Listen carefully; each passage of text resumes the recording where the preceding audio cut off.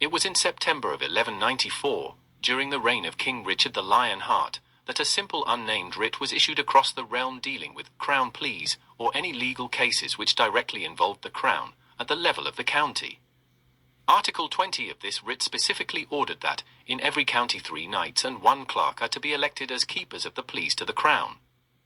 As the monarch often profited from crown pleas, it became financially beneficial to the crown to involve itself in any case in which a connection could be found, no matter how tenuous.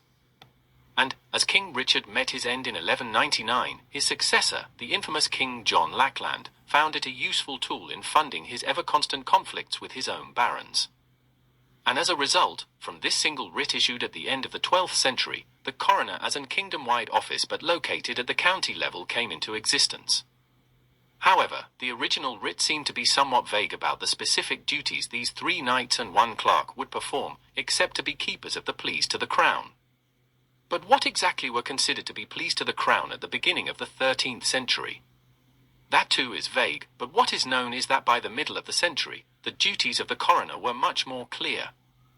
These duties were 6-fold. Firstly, holding inquests on deaths which have occurred by other than natural causes. Second, receiving abjurations of the realm made by felons in sanctuary. Third, hearing appeals of felons, appeals of approvers, and confessions. Fourth, attending exactions and outlawries. Fifth, presiding over wrecks of the sea and treasure trove. And sixth, attending the passing of an execution of death sentences.